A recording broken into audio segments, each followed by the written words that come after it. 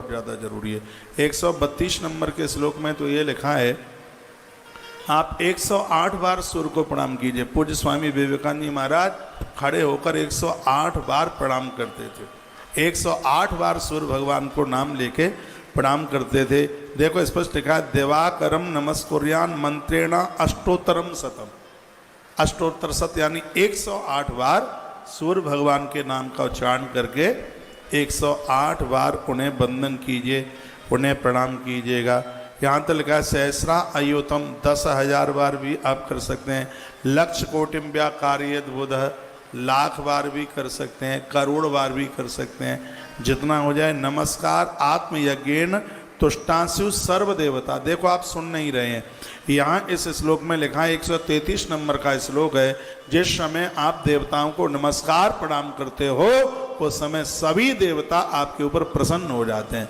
हे मन सोचिएगा नमस्कार करने से क्या होता है। दुनिया के लोगों के सामने हाथ आप जोड़ते हैं तो ये लोग प्रसन्न हो जाते हैं। तो नमस्कार आत्मयज्ञ तुष्टांशु सर्वदेवता, सभी देवता आपके प्रणाम करने से वो प्रसन्न हो जाते हैं, वो गदगद हो जाते हैं। इसलिए उन्हें नमस्कार कीजिए, उन्हें वंदन कीजिए, उन्हें प्रणाम कीजिए। और एक बड़ी सुंदर बात कही, बहुत लोग पूजा करते समय बोलते रहते हैं, लेकिन यहाँ लिखा है कि सेव पूजा परो मौनी, मौन रहकर पूजा करें भगवान की। मौन रह करके 150 नंबर का श्लोक है इसी अध्याय का, मौन रहकर, बीच में बोले नहीं। सेव पूजा परो मौनी सत्यादि गुण संयुता, पूजा करने वाले लोगों को सत्यवादिता। यदि पूजा के समय आप झूठ बोल गए तो जीवन मिथ्या में हो जाएगा, सब मिथ्या ही, क्योंकि पूजा में जो भी कुछ किया जाए आचरण वही सिद्ध हो जाता है। इसलिए पूजा सदाचार रूप में शिव पूजा परोमोनी सत्यादि गुण संयुक्त है, सत्य आदि गुणों के साथ मौन रहकर भगवान की पूजा करें। क्रिया तपो जप ज्ञान ध्यान स्व कम आचरित, पूजा के समय में क्रिया, निलाना धुलाना भगवान को, जप, स्तुतियाँ, ध्यान, ये सब चीज़ें होनी चाहिए, फालतू की बातें नहीं। इससे क्या होता है, ऐश्वर्यम दिव्य देहस्य ज्ञान मज्ञान संचय। जो पूजा भगवान की करते हैं वो मनुष्य का शरीर नहीं, उनका शरीर देवताओं का शरीर हो जाता है। उसके देह से दुर्गंध नहीं, उसके देह से सुगंधी चल करके आती है। पूजा करते करते व्यक्ति की ऐसी स्थिति हो जाती है। शिव सानिध्य मित्येते क्रियादीनाम फलम भवेत, भगवान शंकर की सानिध्य में आपने जो क्रिया की है उसका फल जरूर मिल जाएगा। अच्छा किया है तो अच्छा फल मिलेगा, और बुरा किया है तो बुरा फल मिलेगा, बच नहीं सकता व्यक्ति। शिव सानिध्य मित्येते क्रियादीनाम फलम लभेत, आपने जैसी क्रिया की है, जैसा व्यवहार, जैसा विचार रखा है, उसका परिणाम मिलने ही वाला है, वो रुकेगा नहीं। यह श्लोक नंबर 151 में लिखा है कि शिव सानिध्य मित्येते क्रियादीनाम फलम लभेत, आपने भगवत आराधना पूजा में जैसी क्रिया की है उसका फल मिलने ही वाला है, वो रुकने वाला नहीं है। इसलिए कहा गया कि पूजा के समय पर कोई खोट न हो जाए, कोई त्रुटि न हो जाए, कोई गलती न हो जाए, इस बात का साधक को बहुत ध्यान रखना चाहिए। पार्थिव पूजा की बात कही गई है। क्या निवेदन किया गया है कि जैसे सभी मंत्रों में ओमकार श्रेष्ठ है, उसी प्रकार से सभी लिंगों में पार्थिव लिंग श्रेष्ठ है। 11 नंबर का श्लोक है, मैं बोल रहा हूँ, यथा सर्वेषु मंत्रेषु प्रणवो ही मान स्मृता। अध्याय नंबर 19 है।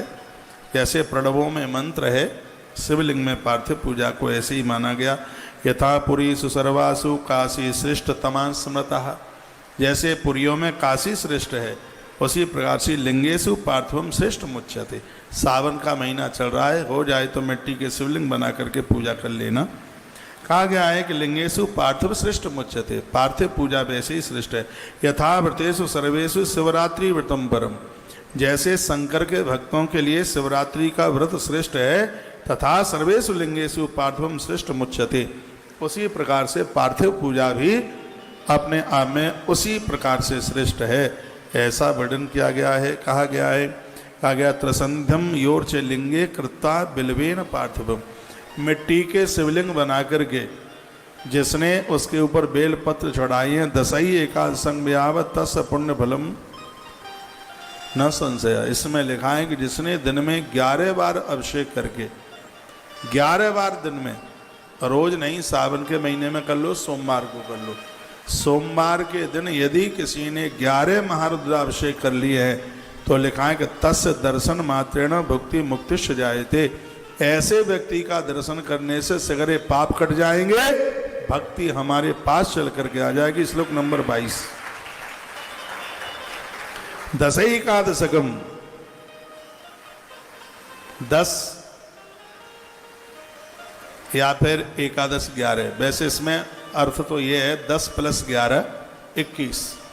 सावन का महीना चल रहा है कि यदि आपसे हो जाए तो पूरे 2 महीने में 21 अभिषेक हो जाए। दशई एकादश यानी 10 + 11 तो 21 हो जाते हैं। 21 अभिषेक हो गए तो याव तस्य पुण्य फलम शृणु, उसका फल सुन लो। यदि इस महीने में किसी के 21 अभिषेक हो गए हैं, ये लिखने लायक बात है। श्लोक नंबर 20 है और आगे किस नंबर का बोल रहा हूँ श्लोक। यदि किसी के इस मास में 21 अभिषेक हो गए हैं, दशैकादशकम, एकादश और 10 यानी 11 और 10 21 हो गए, तो इसका फल क्या है? अनैनेव सुदेहेन रुद्रलोके मह्यते। वह इस शरीर में जन्मा हुआ वह व्यक्ति अंत में रुद्रलोक को ही प्राप्त होता है, उसकी दुर्गति नहीं होती। पापम सर्वमर्त्यानाम दर्शनात् स्पृशनादपि। जिसके 21 अभिषेक हुए हैं, ऐसे व्यक्ति का दर्शन करने से दूसरे व्यक्ति के पाप जल जाते हैं। जीवन मुक्त सवै ज्ञानी शिव एवं संशय। इसमें बिल्कुल संशय वाली बात नहीं है। वह व्यक्ति परम ज्ञानी हो जाता है, आनंदमय जीवन जीने वाला हो जाता है। तस् दर्शन मात्रेण भक्ति मुक्त जायते। उसके दर्शन मात्र से हमें संसार की वस्तुएं मिल जाती। इतनी बड़ी महिमा भगवान शिव के महारुद्रा अभिषेक की, इतनी बड़ी महिमा। ब्राह्मण के घर में जिसको जन्म मिला और उसने भगवान शिव की पूजा नहीं की, तो 26 नंबर के श्लोक में लिखा है उस ब्राह्मण को सूल प्रोत नाम का नरक मिलता है। श्लोक बोले देता हूं। वर्णन किया गया, पार्थिवम शिवलिंगम च विप्रो यदन पूज्य। जो ब्राह्मण महादेव की पूजा नहीं की, सयात नरकम घोरम सूल प्रोतम सुदारुणम। उसको घोर नरक, सूल प्रोत नाम का नरक उसे मिलता। आप सगरे देवी देवताओं को माने, जो अच्छा लगे सो माने, लेकिन भगवान शिव के बिना मत रहिएगा। भगवान शंकर के बिना उद्धार नहीं है। जीवन बटा हुआ है, बचपना ब्रह्मा के हाथ में, ग्रस्त जीवन नारायण के हाथ में है, ग्रस्त जीवन। और ये बुढ़ापा, वृद्धावस्था महादेव के हाथ में है। मृत्यु का डिपार्टमेंट भोलेनाथ के पास में है। इनके अपने विभाग बटे हुए हैं। इसलिए प्लीज प्लीज प्लीज, कोई भी गुरु मंत्र में मंत्र मिला हो, एकाध बार नाम दिन में पंचाक्षर ओम नमः शिवाय जप लिया करें। कोई भी दीक्षा में मंत्र मिला हो, ओम नमो भगवते वासुदेवाय, थोड़ा बहुत रोज जप लिया करें। नारायण को प्रसन्न करने के लिए द्वादशाक्षर मंत्र और महादेव को प्रसन्न करने के लिए पंचाक्षर मंत्र अद्भुत है।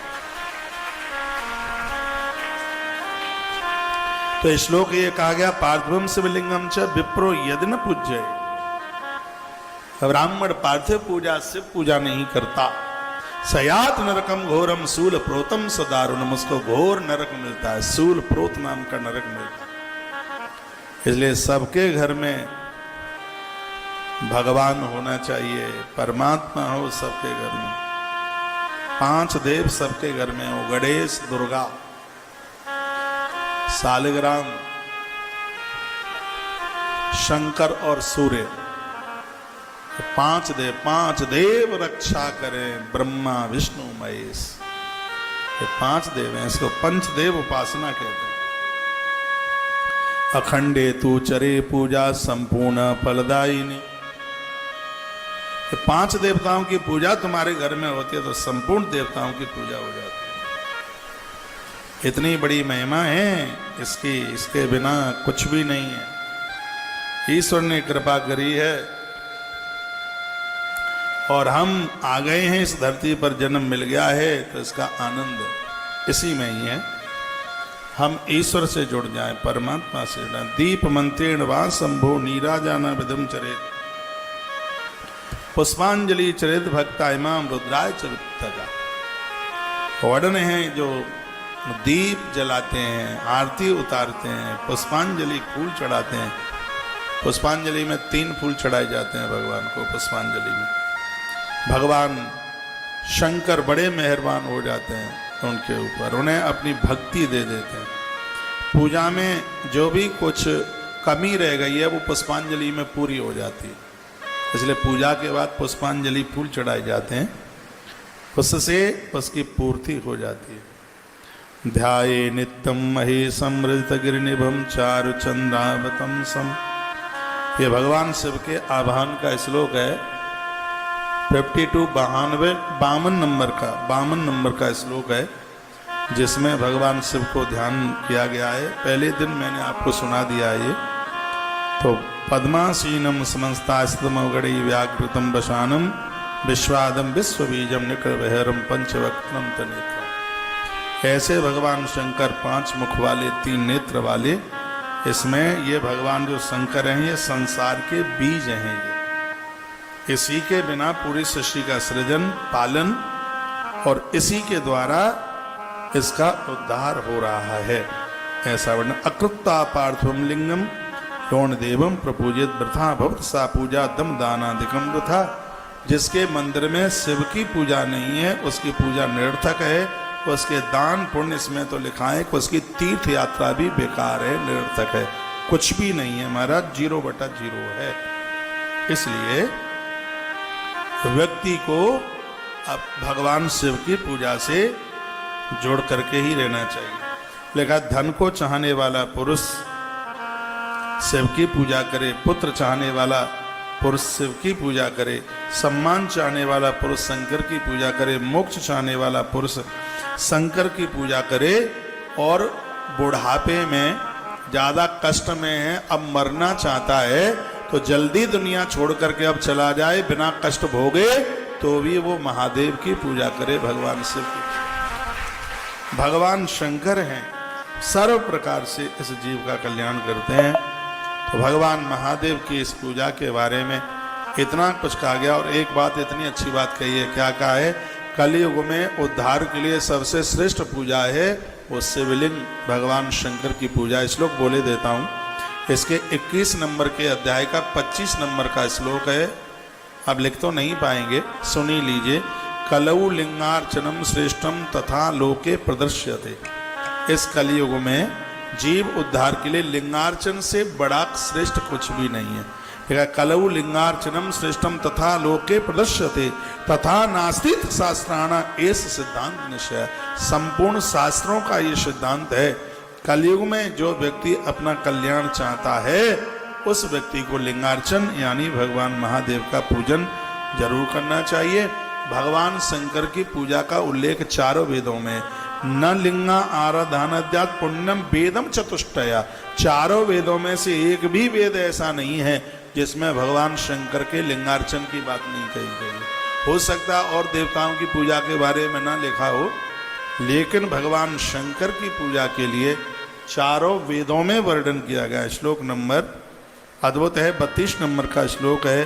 कहा गया न लिंगा आराधन तत्पुण्यम वेद चतुष्टय।